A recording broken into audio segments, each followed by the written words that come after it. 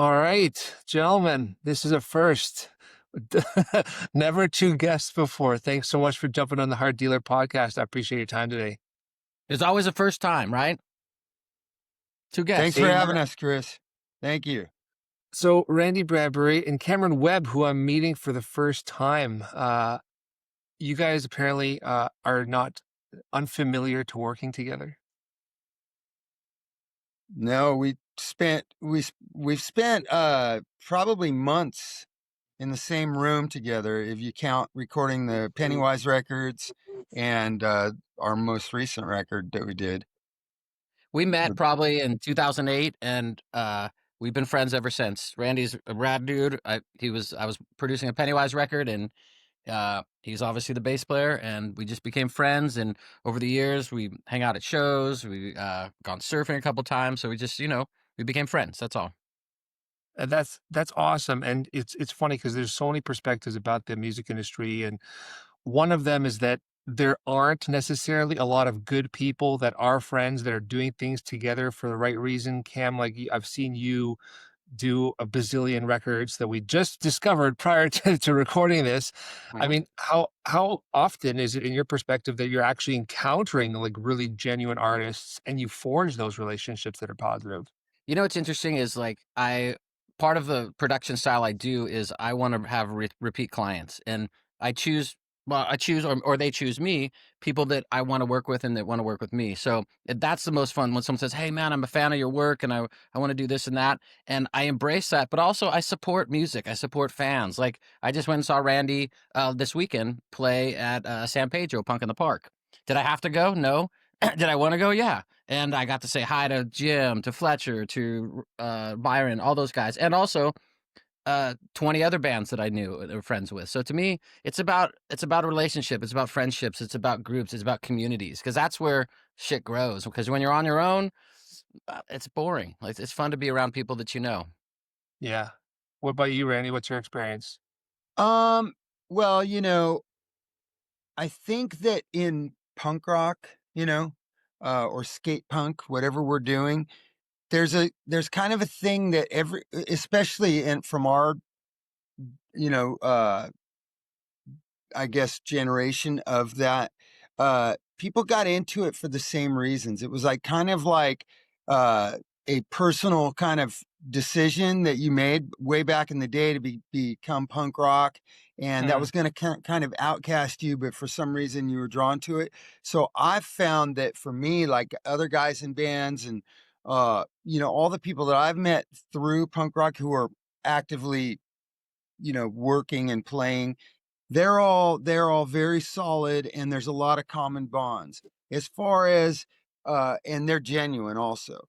mhm. Um but you really never know what you're going to get until you actually do start working with people, and I think it's that no matter what, it's kind of like I look at all my very close relationships within music is there's kind of like it's like a brotherly kind of thing. It's like where you love them, but also they annoy you sometimes, and things like that. And but you're lucky to get that close. You're lucky to get that close. You're lucky to spend a month in a bus on tour with all like your bros, and then someone the way they even breathe sometimes going to bother you. But in general, uh, everyone that I deal with is very genuine and they're really good people.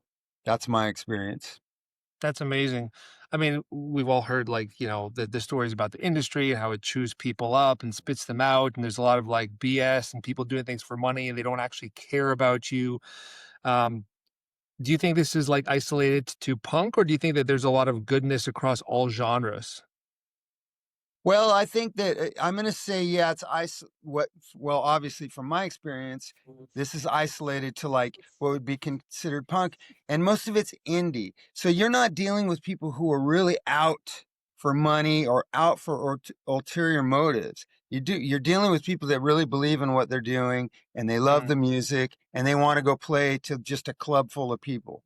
So I think though, if you get into higher echelons of music and there's a lot of money going around, money will make people, you'll really you can see the bad side of people when there's a lot of money to be, you know, split up or snatched at.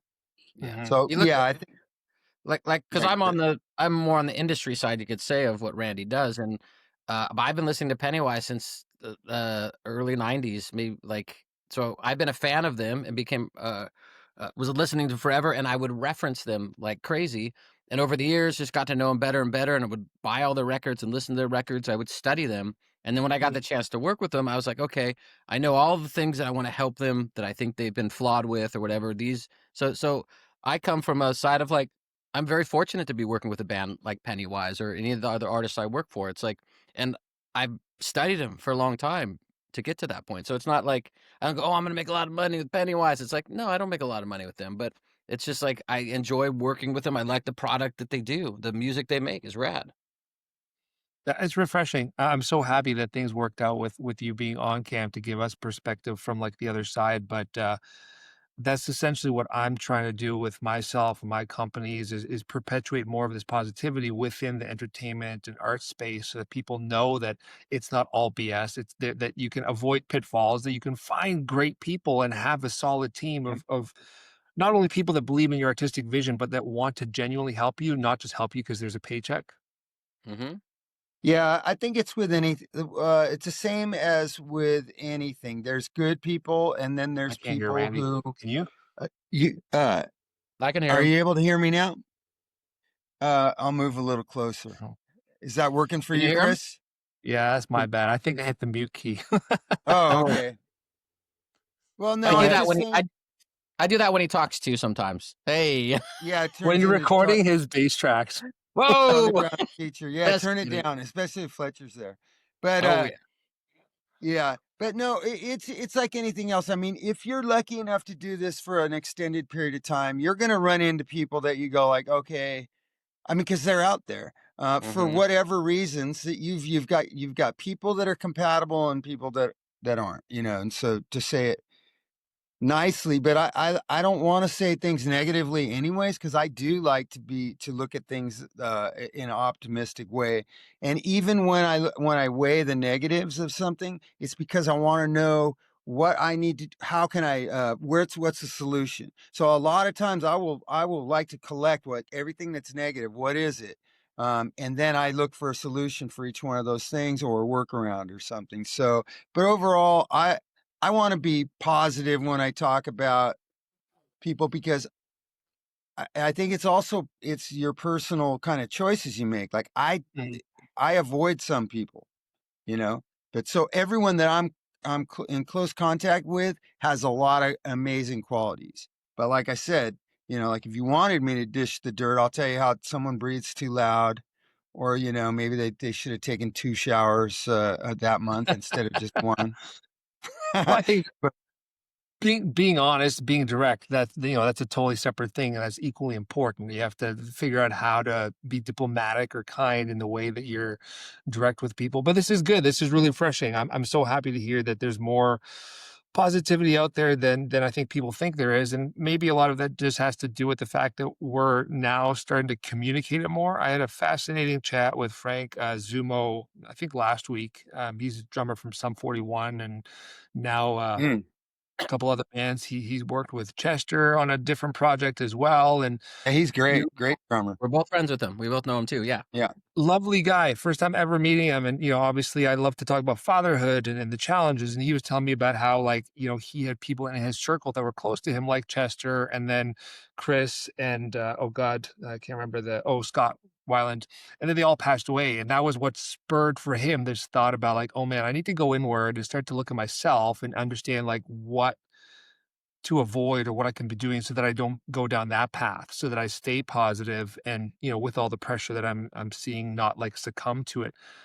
Do you guys also feel pressure and or do you have tools to stay healthy in your mind? I think that a lot of people that are drawn to music, this is the off beaten path for what you're supposed to do.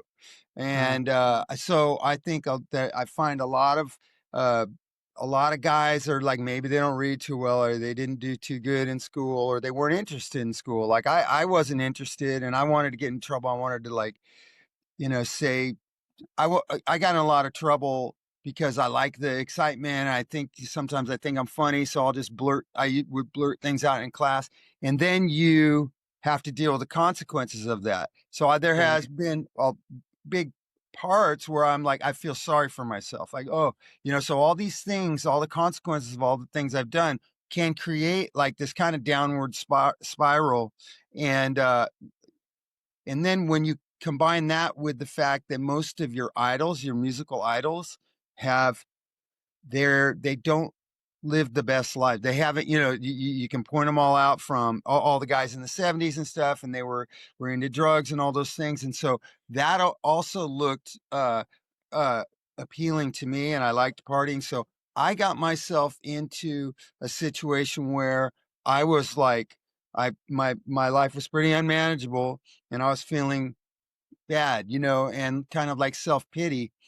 And I realized, through a lot of discomfort, I realized that, hey, I need to, I'm not stupid. So now I need to just sit there and think about how to do things the best way and how to make my life the best it can possibly be. And one of Mhm. those things is being able to gauge what the problems are and figuring out ways to overcome them. But you do that by being overall positive. You have to be overall positive and know that things are always that you're always able to find a solution. You're always able to overcome, or you have to try. And just trying and being in the solution portion makes you feel good. And you don't get, one of the other things I realized, you don't get any credit for feeling bad. You don't get Mhm. any credit for feeling guilty. You don't get any credit for feeling like no one, self pity. You don't get anything for that. The universe doesn't care about that. So it's just you. You're in charge of you're in charge of all the consequences you get, and you have to, you're not always going to get accolades for all these great things that you think you do, but you have to be good with that. You get to reap the rewards of it because your life gets more comfortable and you feel a sense of accomplishment and things. So you got to try to work for that. And that's what I've found, is that you just don't get caught up in self-pity, and don't get Mhm. caught up in having to be everyone pat you on the back. Just do the best you can for yourself and know that I don't know, you just move forward in a positive way. So thinking positively, purposefully, um, looking at the positive side, it makes all the difference to me. It's really Yeah. interesting, Chris. He said a lot of things there that you don't read into because you don't talk to Randy a lot. And I saw 12 different things where he's pointing out specific things in his life that Mm. he's being Yeah, very broad about it because he shouldn't be specific about it. But right. I think like here's the thing: if you're a good person and you always are good to other people, then it's going to come back, and you're going to meet someone like Randy who's also a good person, and and most people, you can tell when someone's shady when they walk in the door, and you can be like, "What? Yeah. I better," they'll talk a little while or about themselves, and you'll be like, "You know what? Let's not forge a relationship with that person. Let's lean to the other side." And I think I don't think it's about like you brought up is like it's this thing that happens. It's just like I think it's just being a good person. It happens like because I don't try to be good. I treat other people the way I want to be treated. And Yeah. sometimes as a producer, I'm aggressive, like this, me even being on this call.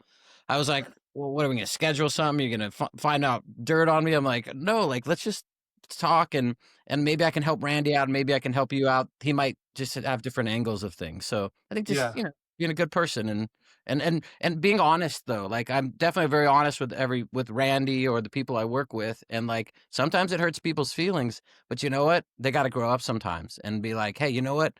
Cameron's not being a jerk. He's just like trying to help me out. So Yeah. it's all for good reasons. And I I'll agree also with. say sorry, Chris. Yeah, and that's how we ended up here right now, is because we're working on something. Me and Cameron worked on the latest record, the 84 Days record.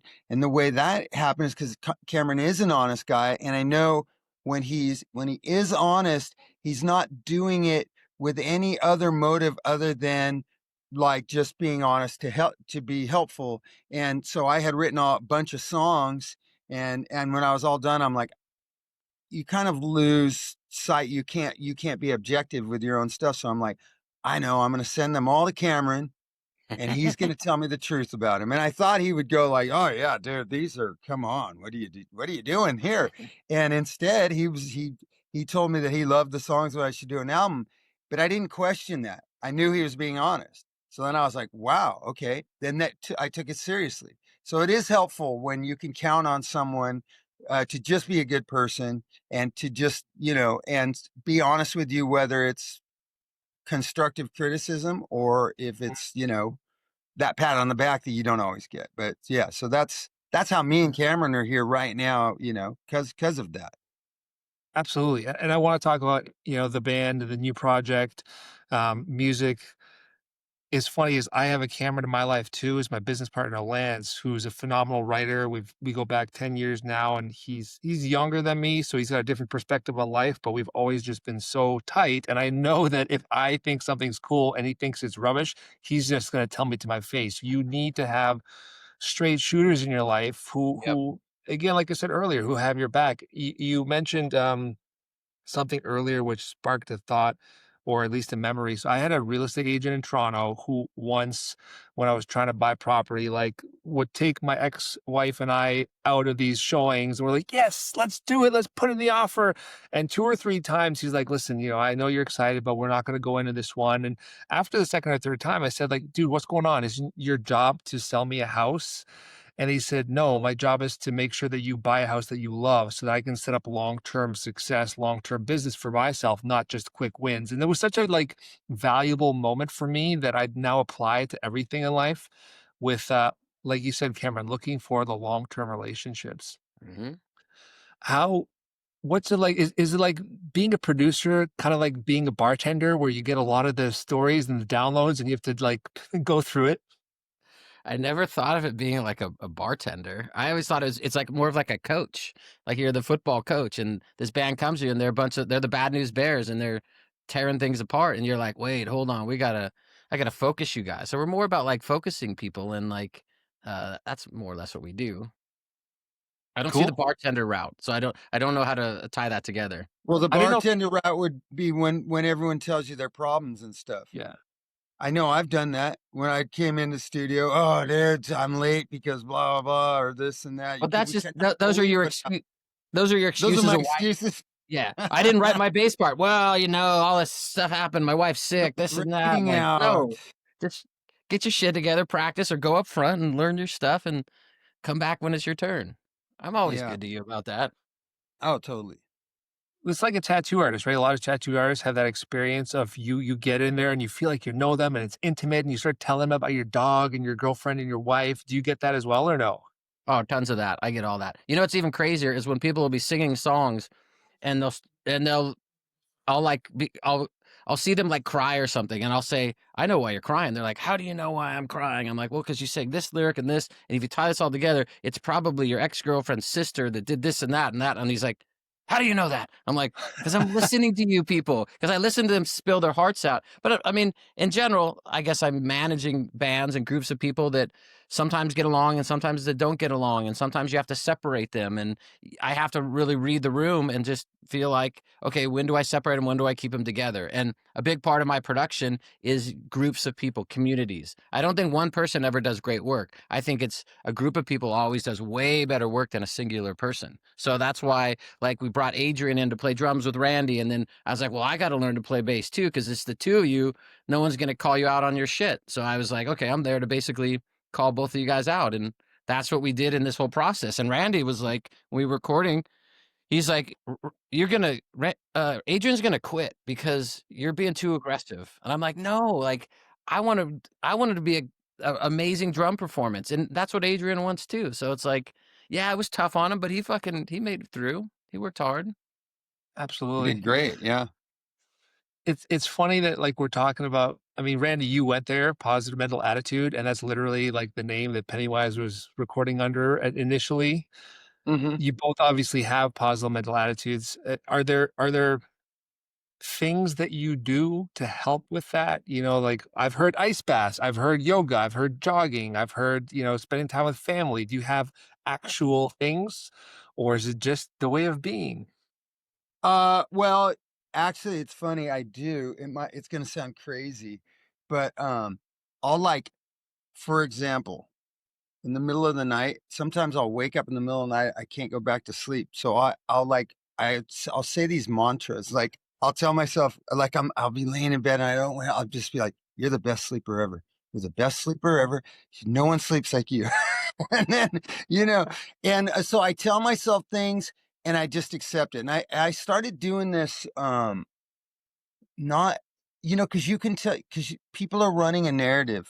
They believe things about themselves that are either based in reality or they're based in fear, So a lot of things are based in fear. So I thought about that and I'm like, I need to combat any negativity with positivity. So sometimes I'll just tell myself like a mantra, kind of, like, no, you're good. Okay, for example, when we were going to do this album, I'm a bass player, and bass player. I do backing vocals. I've been doing it forever, and I love it. And that's all I ever really wanted to do is just be being in bands and make music, even though I made my own stuff. But I didn't even realize it when Cameron suggested for me to play guitar and sing, or sing and play guitar. I was like, I realized right then, like, that's not me. I don't even see myself doing that. So I went out and bought a really nice guitar that I was looking at. I'm like, I'm silly for buying this. But I'm like, I have to invest in this. And I told myself in my head, I said, I'm a singer, songwriter, guitar player. I'm a singer, songwriter, guitar player. And I repeated it all the time. And I would tell myself, and I know I'm tricking myself, but so I do things like that. I will purposely insert positivity Mhm. in when I feel like I might be slipping into like fear mode or something like that. And because I'm not going to buy that. I'm not going down that path. We're going down the positive path where everything's doable. Yeah. So I think it's funny, Chris, like when you ask that question like, is there something that makes all this stuff work and that makes you this way, ice bath and things like that. And I'm like, you're fucking crazy. Like, here's the thing.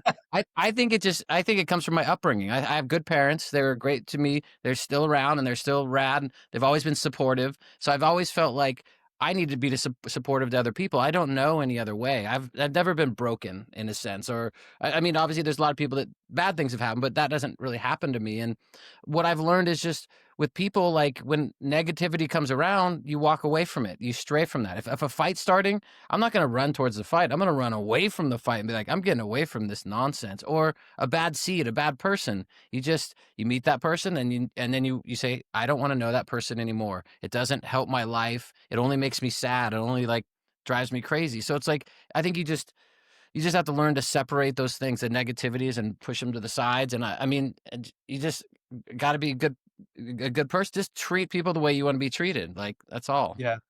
Yeah. I think You're right. that's a No, good point. That's a go good ahead. point because some people, Cameron is very healthy and very like normal. Like he's like very rational and like not broken, like you said. But I do think that a lot of artists or musicians or whatever, there's a brokenness, and it so so I think that's very common. And I would say, I definitely have gone through periods that were just, you know, I didn't have the same upbringing Mm. as Cameron, not to say anything bad about anyone, it wasn't horrible, but so yeah, he's very lucky. Some people are born with a great disposition, and Yeah. some people have to learn how to overcome whatever the hell it is. But it always end. But luckily, I feel like I have a great disposition I'm determined to make things as good as they possibly can. Mhm. But I go about it in a different way, than I Cameron think does. I think you're both right. There's elements to this that apply to everyone. We're all unique in our thoughts and in how we're wired and how we're born. My daughter, she takes after me in some ways. I can be very emotional, mostly level-headed, but sometimes very emotional. She is extremely emotional. We were in the car this morning going to school. She's 7. Her younger brother was like cutting her off, trying to say stuff, but he's 5. He doesn't know what he's doing. And she got super upset about the whole thing. So I looked back for a second. I said, listen, everything in life comes down to a choice. You have a choice right now. You can be, because she started to like humph and hunch over and all this stuff. I said, you have a choice to be positive or negative. You Yeah, can say, I'm going to fall into that and be upset, or you can say, brush it off and now my dad's paying attention and finish the story because I really want to hear what you did. And you know what? She chose positivity. She chose to Good. like dust herself off and tell me the rest of the story. We got to school, boom, day was great, and there's no. Yeah. So I think, Cam, you're right, and I think Randy, you're right too. Sometimes you have to do these things. Like I'm 45. I've had a crazy 2 years that involved a million things, all of which I've already aired on this podcast. So I'm not going to go through it again. Mhm. But I had to make choices that entire time, like if I was gonna let life be me or if I was gonna be life. And while I use tools like going to the gym and eating clean and getting sleep and not drinking or not drinking too much, I also had at times, a counselor or a girlfriend, people that would talk to me and support me. So I only ask those questions because I do think sometimes we need tools, and I was just curious to see, like, because you're both fathers, you're both hardworking, if there was specific stuff. I haven't tried the lie in bed and tell myself I'm awesome yet, but I will definitely do that, Randy. Well, but I do those things too that you mentioned. I Yeah. do try to get a good night's sleep. I do uh try to exercise. At this point, I just walk my dog because I don't have a lot of time, but that's 2 hours, I mean 2 miles a day, and brisk, and I eat clean. I don't drink. I haven't drank for 8 years now. And so there are a lot of things. And when I first stopped drinking, I was every time I would get whatever feeling like I wanted to, I'd get on the treadmill and run. So no, there's a lot of tools.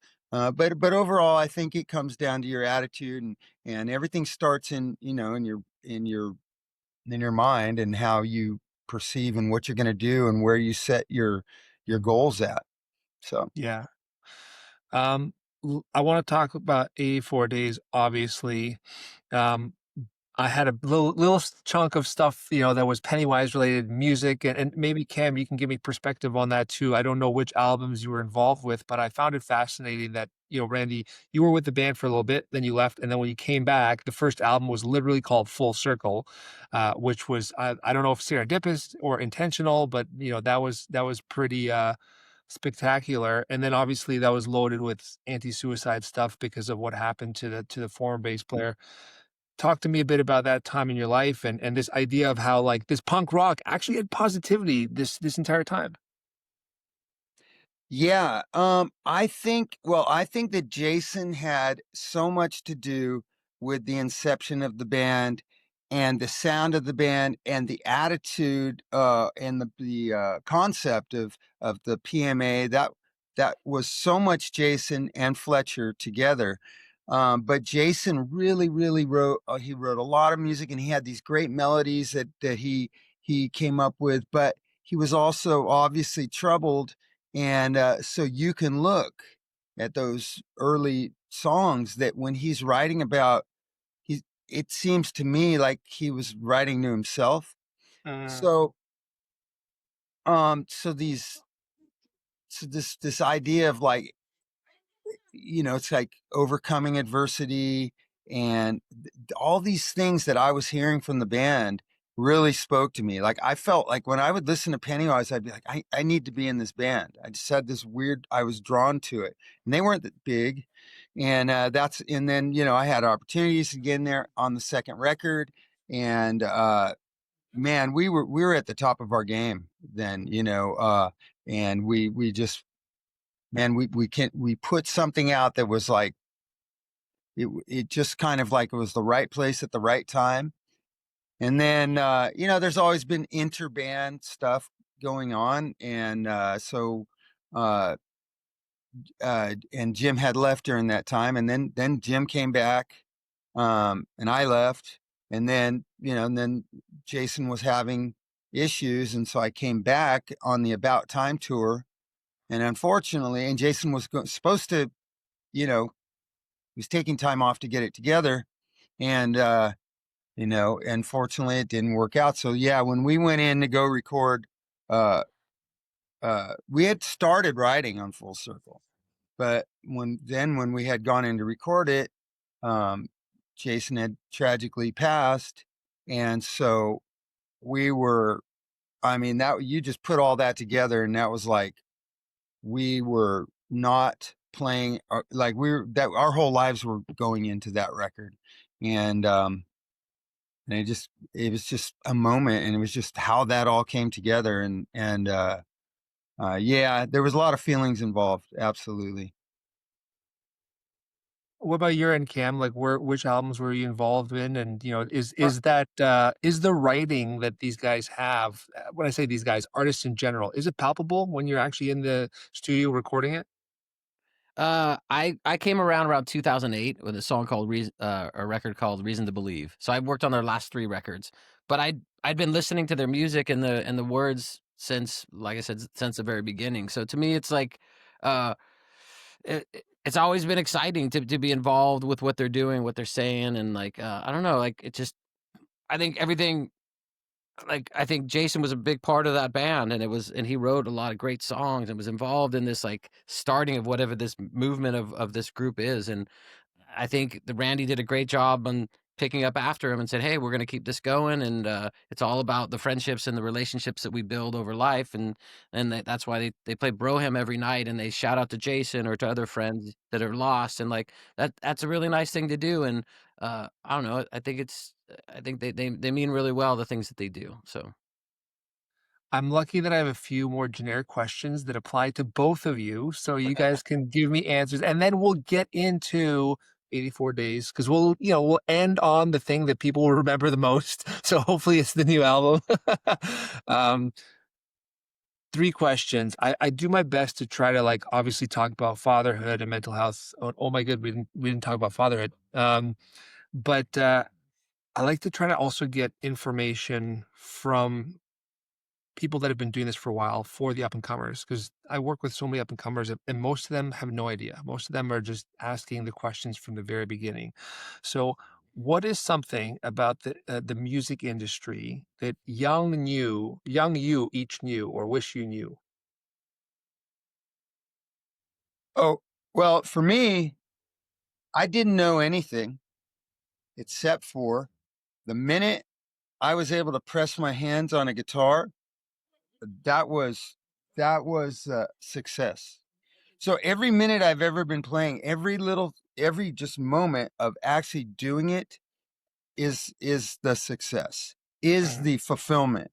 So I just did it, and kept doing it and tried to make, and then I would want to do a little more, and then I would try to make good decisions, and so I think that if you're looking for anything with music or the industry or anything, it has to start with just the satisfaction and the love of just being able to play. And if you have that, then you're not working, you're not up, you're not disappointed completely all the time. Obviously, you're going to have goals, but you're doing the thing you love. So no one even had to tell me that, but that's what I think you need to have, or else just go get a regular job.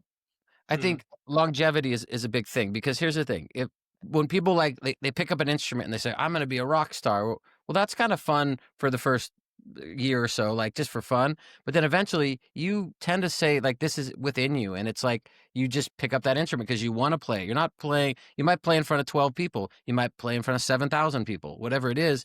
But I meet a lot of kids that come in as a band and they have the wrong intentions. And if they're not successful in that first year, they quit and they go back to school or they go back to Starbucks. And those are the people I don't like. Those are the people that make me sad. I like people that are lifers. Like people that got into music and they just want to be involved in music. You're not there's only so many Offsprings or Pennywises or No Effects in the world. There's like you can't shoot to the top right away. Like those people have been doing this their whole lives and they've been working hard. They've been building relationships and friendships. And it's just like I always say to people like, are you a lifer? When I first meet people, like, what do you mean? I'm like, well, you're going to be doing this in 10 years, even if you're broke. Yes, I'm going to be doing it. And then I'm like, I want to work with you. You might not be very good right now, but you're going to get better and better and better. And Randy is a lifer, and he used to work with Motorhead, and Lemmy was a lifer, and Fletcher's a lifer, and like Fat Mike's a lifer, like all these people. And it's like, those are the people I want to be involved with. Because guess what? I'm a lifer, but I just like recording junk. I like mic pre's and compressors and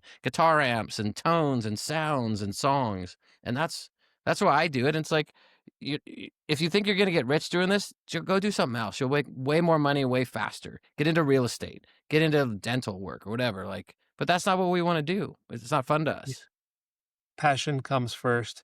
And this Mhm. is an aside that I actually had because I know, Randy, you did a couple guided tours there. I don't know Mm. if you've been yet, Cameron, but I've been have you there. been to the Punk Rock Museum? What do you think about the Punk Rock Museum and its representation of like the scene, the history? I've been, I love it. I was just gonna say that, but what do you guys think? I think it's fun. I think it's amazing that they put all these things that we think are special into this thing, and it's not like a big glamorous thing. It's more of a niche. Think about that. Punk rock is not like Britney Spears or things like that. It's a smaller underground sort of thing that's gotten less underground as it's grown. So like I think it's super cool to see Joe Strummer stuff or like the Kurt Cobain couch or all these like things there. It's fun or flyers from the 80s or 90s and you're like, "Wait, I I have that flyer. I went to that show, and that's, like, super special for us to see, so I think it's cool. Cool. Um, is there something about being a bassist or in your case, Cam, a producer that you think is misunderstood or misrepresented by the general masses? Chris, I was originally a bassist, so now you got 2 bass players in the room, and I'm the bass player for 84 days. Come on. So, you know what? It's when people say like, "Oh, bass player, he doesn't know anything." That's like saying, "Oh, the drummer, he can't sing or do a melody." Well, has anyone heard of Dave Grohl? Oh my God, one of the biggest stars in the whole friggin' world. So like, Yeah, you never think down on anyone, no matter even if it's the flute 100%. player or if it's the kazoo player. They might they write the best song in the world. So like, it doesn't matter what you do. Like, and sometimes people have ideas that are different than what are the structured, and those are the best ideas sometimes because they're not like overly planned. Well, I know the scales, so it's got to be this. But what happens when you go down and it does something that you've never seen before? And so, yeah, Mhm. everyone could be great. I agree. I I think that the misconception comes like for bass players comes from the bass player. What bass players need to know, and I didn't know when I first started, what you were doing is you're facilitating the drums. You're Mhm. facilitating, you're laying a bed, you're working with the drums to lay a foundation for everyone else to sound great. So there's a sense of being a little bit transparent and not everyone of course, and there's no rules, but the first thing you have to realize that I'm here to work with the drums and make it so that this sounds like foundational. And Yeah. so and I didn't realize that, and I would be playing and I go, I'm playing the song, what sounds wrong, until I got schooled by some very good drummers. They said, no, my you see my foot, you see what my kick is doing, you need to be with that the whole time. Mhm. And once I learned I have to play with the drums, everything changed. So I think bass players should know that when they start. That's awesome. Cameron, what about, like, being a producer? You've done so many albums. I think it was 440 something. I from what I glanced on Discogs, like, it's a lot. What is a misconception about that job, that role? About producers, Yeah, that They they're all like Rick Rubin and they're all rich. It's like, no, like some of us are like workhorse producers and like, you know what? Here's the thing with the producer. A producer comes in and we have a vision sometimes. But guess what? The band also has a vision. And if you don't align with that band, then you're going to get fired or you're just going to make a terrible record that the band is going to hate. So to me it's like it's just reading people, aligning with people and understanding like, okay, talking to them. Hey, what is it that you want to accomplish? What is your goal on this record? I'll ask that to people, and the band will be like, "What do you mean? What's my goal? We're gonna write a song and play it." I'm like, "No, like, there's always a bigger picture. What yeah. sounds do you not like? What sounds do you like? Like, what bands do you hate that we would want nothing to do with that style of stuff?" So you just have to like, you work with those people and just communicate. So like, but I don't know misconceptions of what we are and what we do. I mean, here's the misconception: just because you work with a successful producer doesn't mean that you'll be as successful as the last band I work with. I might work with a band that's huge and all of a sudden, well, why didn't we have a big song like that? It's like, well, because you're not that band. Like you're this other element, this other Yeah. thing. And these are the songs you wrote and these are the things you did. And yes, our job is to try to skip some of the pitfalls of things, and like, hey, you know what, if we jump to here, we can miss all this junk here that's going to help you Yeah. get further. And that's what we do. And support and help build relationships. Like a smaller band, I want to say, hey, well, let's go to a Pennywise show. Maybe you'll meet Randy, or maybe you'll meet Fletcher or Jim, and maybe they'll like you and they'll build a relationship and you get an opening slot. Or maybe they don't like you at all and they say, never bring that guy again. You never know what's going to happen. It You're happens. you're totally right. I think that this kind of touches on 2 things. One is that same for me, we're trying to help avoid pitfalls, not fishing for them, showing them how to fish, so to speak. Hmm. Uh, but it comes back to just the passion, right? No one's ever gonna be as successful as someone else. You have to fight like, it's the racing adage, you don't race against the other racers, you race against the clock. But you have to just love what you're doing. Like, if you're picking up that bass, like Randy said, and you're just loving making music and you're creating music for yourself, that is fundamentally all that matters. Whether you succeed or not, no one knows. So don't have the expectations and just enjoy the ride, enjoy the journey. Yeah. Mhm. How do you guys balance, this is probably a dumb question, but I'm gonna ask it anyways because I'm always curious. I have 2 kids. I have 3 kids. One unfortunately passed away very young, and then I have 2 stepkids, so I got a beautiful family. Um, how do you balance being a dad and being, a workhorse and being on the road and making new albums? Is there a trick or is it just the usual? Randy, you go first.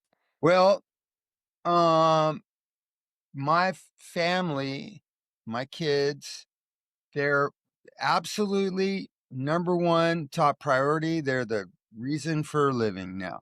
And but they have to be sustained.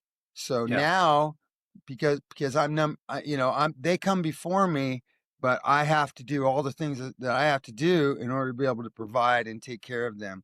So my whole family realizes that when I go on the road, we're not sad about it. We're happy about it because I'm working. So it's never it's just something that's just a part of our lives. And mom, my wife, handles everything, and she while I'm gone. And so I'm very lucky. We just have a really, really great setup. Of course, I miss them and I miss my our dogs, and but we have a great life, and I'm very fortunate. I try to keep that in the forefront of my mind and I realize it so much now because I've been doing it for so long that I'm so fortunate to be able to do this. What Mhm. I love, I love doing it. So there's just the balance is that it's kind of in your attitude and frame of mind, and then if you know that this is what allows us to live this great life, and I get to be home for like at least 7 months out of the year or more, usually more the whole time, then the Mhm. payoff is worth it. Because you always got to pay. So Yeah. the payment is worth the great life. You think about Randy is like a lot of people go to work from 8 o'clock till 6 o'clock every day, and they don't see their kids for those 10 hours. And Randy, sometimes he's gone for a month or two, but then he gets to be home 24/7. So, like, I think for me, it's setting boundaries with bands, which is really, really, really hard to do. But a Mhm. lot of my boundaries are this, and Randy knows this really well. Is like a weekend will hit, a Friday will hit, and a band will start calling me on Saturday, and they'll punish me until all the way through Sunday, and I won't respond at all. And then on Monday, I'll call them right away. What's up? Is there a problem? Did something break? And they're like, oh no, but we had to do this one part in this thing. And I'm like, well, why? Is it necessary? And they're like, well, you didn't call us back. We're mad at you. And I'll be like, dude, there was nothing we needed to do. You're not getting on the radio on that Sunday night or whatever it was. Because if it was, then I would have called you back. But like, Yeah. I have to set those boundaries with band because otherwise, then I would never have free time to spend with my kids on those weekends and do that. And I think in a good example, I always tell the band, I say, okay, you work with me and you watch me work for 12 hours a day. I go, how many times do you see me pick up my phone and text and send messages? Well, maybe I saw you once or twice over a 2-week period. I'm like, guess what? Those are bands calling me. All those calls are other bands calling me saying, I need you. We need this. You need that. But guess what? I'm focused on you as this artist at this moment. So you have to respect that when you try to call me in 2 weeks and I'm working on something else, I'll call you at night. Or I'll call you in the morning, whatever it is. But those are the boundaries I try to tell people. Yeah. And the smarter people, they see it right away. And they're like, No problem, Cameron. Hey, Cameron, I'm calling you 8 in the morning because I know this is when you're available. I'm calling you at 8 at night or whatever. And they understand. But it's the ones that don't understand. Those are the hard ones that you have to like. They're obviously more the broken ones, maybe, or the ones you just have to Yeah. be more careful and just treat them differently. And I'll have to often apologize for things like that. And it's like, whatever. So if I have to apologize, no big deal. But they need to understand that, you've got your priorities and you got to take them. I think you guys both touched on two really key things here that I'll just quickly, elaborate on. One is boundaries. It took me a long time to realize it, and amazing therapists and learning in life that boundaries are not actually for other people, they're for yourself. So when Hmm. you're setting those things, it's not because I want them to stay away, it's because I need that space and time for myself or my family. So that's, a good takeaway for anyone that's watching. Two is presence. I loved what you said just now, Cameron, is I shifted my focus a couple years ago, and in life we are always distracted. There's so many things going on. You have your phone. I realized after a while that we're all kind of just like half tuned into things. Full focus is so key. So I'm like you, Randy. Like I'm an entrepreneur. I'm busting my ass to do stuff for myself, for artists, for my family, for the world. When my kids come home, this thing goes off, my phone is off, notifications are off, and I'm, like, with them fully presently for 2, 3 hours until it's bedtime, and then I can go back to doing whatever it is that I want to do, but it has to be, like, singular focus during the task. I think that's a great word, the singular focus sort of thing, because that's what I do is like people like Fletcher, he'll call me all the time, and be like, "Why didn't you pick up your phone? You texted me," and I'm like, "Well, because guess what? I texted you, and then I put it down for 4 hours because I Yeah. wanted to live. I wanted to not have anxiety. I wanted to not have like things that I need to do. Like I wanted to watch a football game or go surfing or oh, guess what? I was in the water for 2 fucking hours. That's why I didn't call you. Oh, okay, then that's all right. But yeah, it's just setting those boundaries. Amen. Okay, so I said I don't wanna do politics. I have to kind of just, like, tiptoe into it ever so slightly only because 84 days, I had this aha moment yesterday where I was like, "Oh, they're living in the days of 1984. Am I at all close? Should I That's shut kind up?" of fun. That's kind of fun. I was just talking to I was now look, there's there is a theme. Yeah. And you can't you kind of if you pay any attention, you can put that together. And I was just talking to someone this weekend about that. They were talking about the name, and there's a few things floating around with that. But I said straight up, I said, or literally, you can say it as if we are living in the days of 1984, which Yeah, seems And pretty relevant.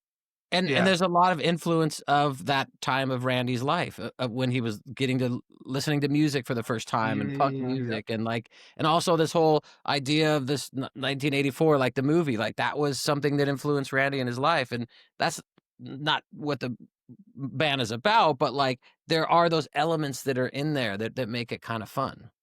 Yeah. That's so funny, like, you're blowing my mind right now because this is working on so many levels if you're paying attention. There's obviously the Orwell book that it ties to, but then you had an album previously called Full Circle, and then you also talked about being authentic and doing things the way you want, and I was gonna ask if you've ever read any of the books, Conversations of God? I haven't actually read that. So the guy who wrote Conversations with God, Neil Walsh, so he basically said that I sat down, I grabbed my pen, and I just asked the universe to I Hmm. started to ask God questions, and then all of a sudden I just started to write the answers. And in the press stuff that I got said this was like a stream of conscious from the universe that came out of nowhere. So it's almost like this huge full circle back to your youth, creating music out of just sheer genuine passion for it. Yeah. I mean, it was really I saw Cameron's heard this a million times, but the thing that I'll just take a nap for a inspired little while. I'll be back in a minute. No, good phone. Go ahead, Randy. Go ahead. the thing that inspired me, I saw an interview, it was an old interview with Bob Dylan, a 90 minutes interview. And the guy asked Bob Dylan, how did you write those songs?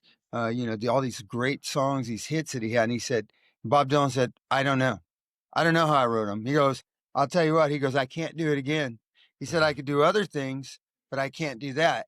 And then it got me thinking, and I've felt like this before, that there's songs that I have written for Pennywise that ended up being the song that was the single got played Mhm. on the radio or whatever. And I was like, okay, well, I want to write good songs.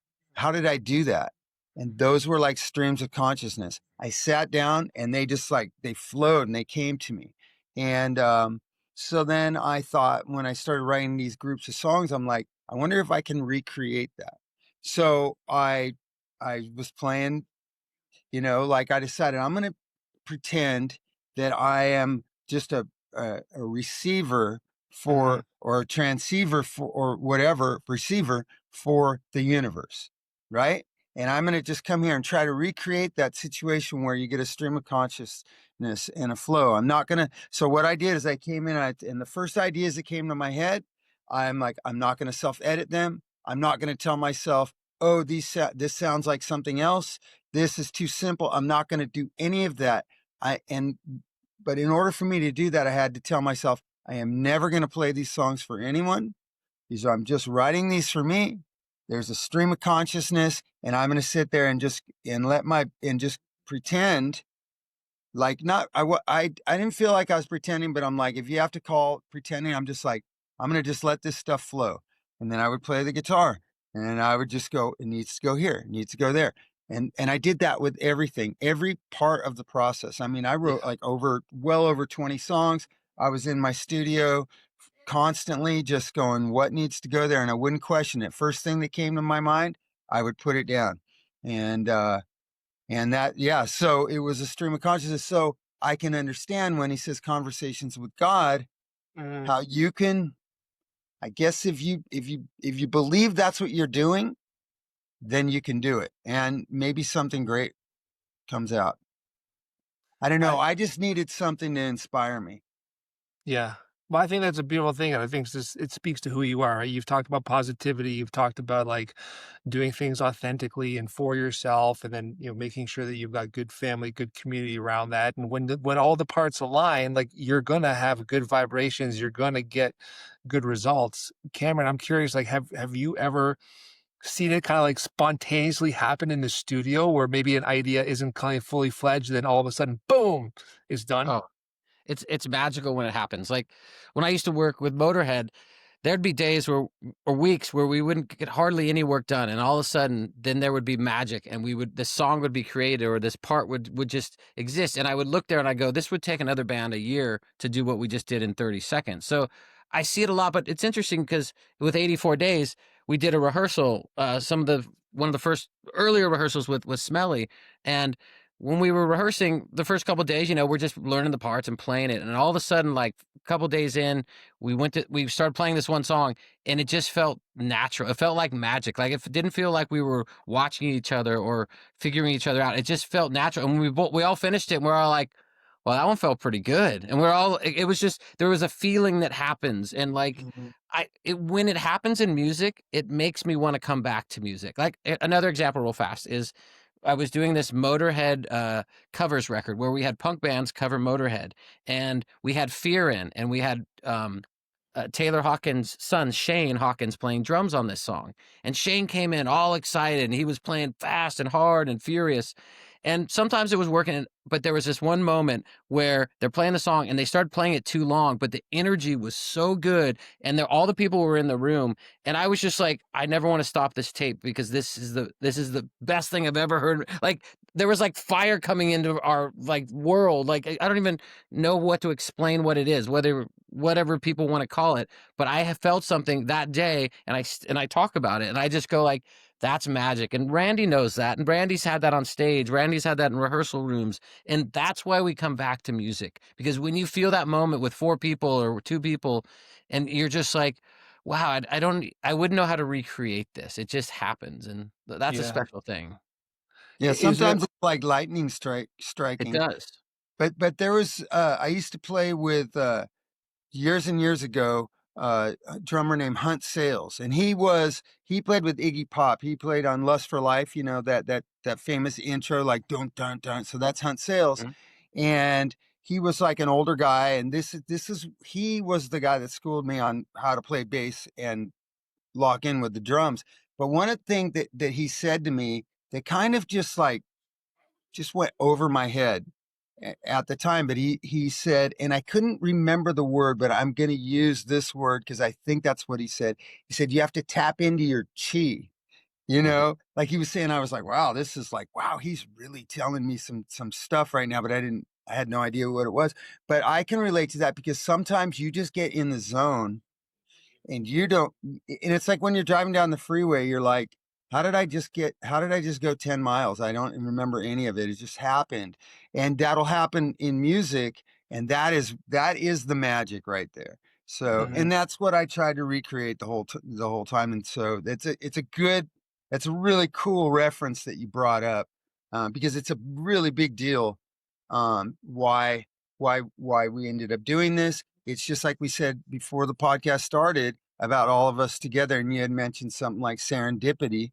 So Yeah. everything is like, I'm really choose to believe like that kind of in that, because it's I think good things happen when you're open to like anything that happens. You go, instead of having expectations like you also talked about, you go, what is the universe presenting me? Like, what Yeah. is the universe, or for lack of a better thing, you could call it whatever you want, but what am I supposed to do? What is the path I'm supposed to be on? Yeah.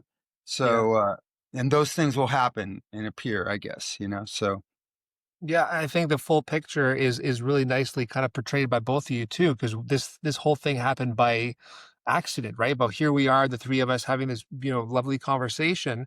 And life isn't just about, oh, I'm going to manifest and it'll happen. You have to do the work too. So, Yeah. you can tap into that universal energy, whatever it is, and all of a sudden have these amazing songs. But then you have to have, a Cameron to say, yeah, I actually think these are really good. And this is how I think we can start to work with these. It's about getting on the podcast, expecting one thing, something else happens, but then being malleable, and adaptable, and then just going with it.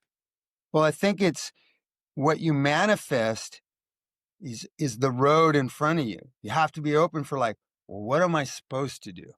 Yeah. Just give me the road and I'll get on it and I'll go down the path. And then you manifest like whatever this thing is that you're supposed to be doing, and that's where you're going to reach your full potential. That's what I believe. And I Or- don't, and I, what I think too is like, we have these goals that, oh, we're going to get to this exact point at this time and do this. I think that almost never happens. Like you shoot that direction, and you got to there's a couple curves. There's always a curve in the road, and you got to Yeah. adjust that to that curve. I think that's really important. Like people always talk about like, what's your plans for the next 5 years? I'm like, man, I mean, I don't work for Wells Fargo. I don't work for a bank or whatever. Like I, I, I have goals and objects, but I don't know exactly where it's going to be because it has taken curveballs. I don't know who I'm going to work with. I don't know who wants to work with me. You don't always know. So you've got this incredible new project that's coming out in about a month. You're obviously both involved in a lot of other projects and have so much stuff going on. So I am, based on that, just really grateful for you affording me the time to be in your circle or in your world for this short period in time, and hear your stories and discuss with you. Um, how would you like to end? What are your final remarks before we sign off? Well, real quick. This record was made because Randy wanted to make a record on his own and play all these instruments and have all these songs. And I was like, this is like, to me, I was like, well, this is my Dave Grohl. He's going to play all these instruments and he's going to have this vision. And the cool thing about Randy, he says, well, what should it sound like? I'm like, well, it should sound like a 90s rock record meets AC/DC. It should be straightforward. It should be honest. It should have great sounds. And Randy's like, sure, you know how to do it. Let's do it. And that's why I think we got along so well together, because if he knew I had more knowledge on the recording side, he'd give it to me. And if there was songwriting side, I'd give it back to him. And if it was both, and we would just discuss it and have fun. And this whole process was about just our relationship, just working together as two people saying, hey, let's get stupid for a minute, or let's be organized, or whatever it was. And I think part of this project was with the 84 days was just that openness of what this is. Not like, hey, it's going to be this, it's going to do this or that. We don't know what it's going to do. We don't know if anyone's going to care. But all I know is Randy spent a lot of time and effort working on those, and we spent a bunch of time crafting it as well. So I think it's a great record. I was really excited to work. Okay, I've worked with Cameron before, and we've gotten into making an album, which is very intense. You're looking at every single bit of the album, what's good and what's not, and fixing it, and you're really focusing intently. So I was really excited to do that with Cameron on my stuff. And so I had made all the demos. So I had just done all these demos, and it's like, I already know what I can do. Here's the demos. And I knew that Cameron was familiar with them. So I was excited for him to get in there and produce them. Like it was really, and because I could let him do it because I trust him, because I trust his ideas, and I trust his abilities to make stuff sound amazing. So I was like, wow, this is great. Cameron is really going to go through this. So I told Cameron, I'm like, here's my demos. I'm handing the reins over to you. You are in charge of shaping this and turning it into what you think is the best thing that it can be. Tell me what to do. So when I had an opinion, it was, I never, basically, for the most part, never told him. When I had an opinion, I presented it to him like, what do you think of this? Like, you are in charge. You're literally in charge. You're going to make the best record you can out of this. Because I've spent a lot of time in the studio also. And I spent a lot of time making records, and someone has to have the vision. And that's what producers do. And if you get someone who's a great producer, it's like having a race car. You're going to put your best driver behind that car. I could tell you, hey, you're going to make that turn too early. No, you got to have the best guy there. So Yeah. I was very excited to do that. I trust Cameron, trust him even more now, because I think he took all my ideas and made them the best they can be. So this record 100% satisfaction and happy with it, and I hope people like it. It was so fun and cool that it went from a solo project to a band. I'm like, because I knew when we started going, and Cameron had learned the songs, and he's a bass player too, and he's talented. He's able to learn things and pick up on stuff and very quickly make it sound good. So I'm like, Cameron's going to have to be in the band. So we quickly just reassembled the whole idea from solo project. Now, if I had a cool name like, like Rockin' James or something, that might be, Randy James, the rocker. I don't know. But I don't have Randy Bradbury. I would not go buy a Randy Bradbury solo record anyway. So it was like, we got to be a band. And it's so much better when you have every people involved and you collaborate. Like I'm in my studio, I make my own stuff, and I don't have to collaborate. And I work really well like that. I enjoy that a lot. But when you're doing a band and you're going out there, now you get Cameron, now you're double interesting. You're more than double interesting. It's like, it's just me. It's like, okay, whatever. I can be as interesting as I can. Now we got Cameron, and then we got Eric Sander, we got Smelly playing drums. It's like, this feels like not only something that we have a great record that we feel is great. I do anyways, absolutely. But now we have this thing that people might be interested in seeing. And the whole thing is like, let's do as much as we can with it. Obviously we have our priorities. We have very busy lives. We have things that we have to prioritize, you know, but when we have free time, let's see what we could do with this. Let's play shows. Let's Yeah. see, blah blah blah, and let's take it as far as we can. And to be able to justify the most thing I'd like to do is be able to have a good reason where I don't have to beg to make another record. I want to make another record. That's the fun part. So Yeah. yeah, it's been a great experience. Amazing. Yeah. I'm really happy for both of you. I mean, it's funny, like we talked about a lot of different things, family, records, producing, making music. The dream is in the team, as the cliche goes. It comes from a singular source, but then to get that final realized product out, whether it's children or music, you have to work with people in order to give it the best chance of success. Thanks so much for your time, guys. This has been so good. Thank you for throwing me into this, Cameron. You're like, nope, we're doing this, man. I hope Cool. it's all right. I hope it went well. Hope it way the way you like. So Yeah, Better for than sure. I could have expected. good. It's nice talking to you, Chris. Thank you very much for having us. Yeah, Chris, thank you.